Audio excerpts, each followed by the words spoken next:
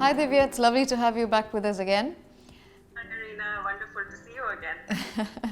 I just thought we'd talk a little bit about the male patients who come to you with spinal cord injury or sexual dysfunction in terms of their sexuality. What are the concerns they have? So, interestingly enough, they don't bring it up themselves most of the times.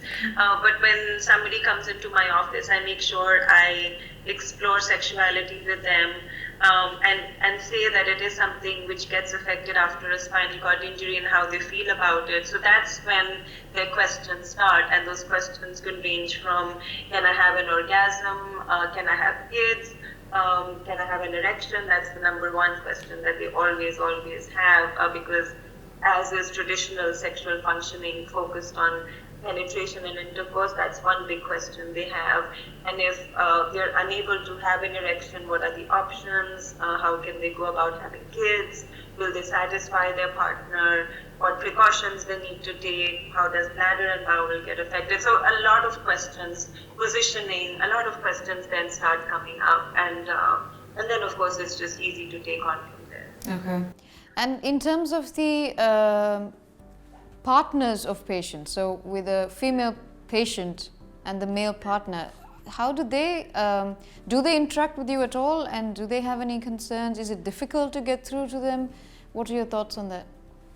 I think it depends on the quality of the relationship that existed before the injury. So if it was a stable, well-adjusted relationship where communication and problem-solving abilities were great, and anyways there was a lot of warmth and affection, there is a lot of openness to talk and address the issues.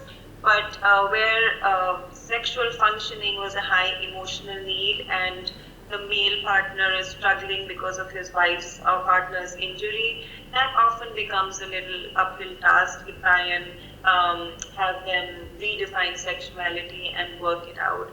So again, it really depends on what the couple is all about. But generally, there is more dissatisfaction that partners feel with their, when their female partner has a spinal cord injury. So, but again, that is globally across that we've seen that there is more of a high divorce and separation rates, primarily because sexual function gets impacted in such a big way after an injury. Yeah, but that is the sad reality, and Yes. it's just something that I think we have to work through with these patients and these partners. Right. Yeah. Do you think that us talking to them changes anything? The availability of all the material that we can teach them different things. Do you think that helps? I did this research where I asked patients how soon after their injury were they thinking about sexual functioning, and they said the next day. Wow. And I think it needs to be reinforced pretty much from every member of the team, from the spine consultant to the nurse to the psychologist, peer counselor, urologist. I think it just needs to be reinforced from every team member.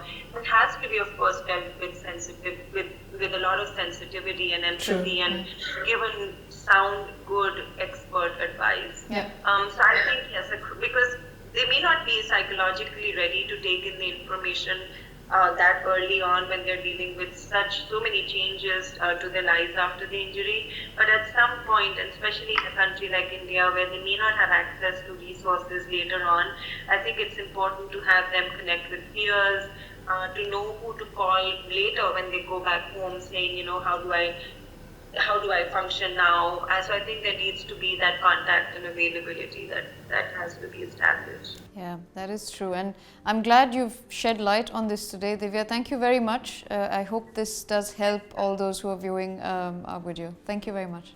Thanks, Rina. Thanks.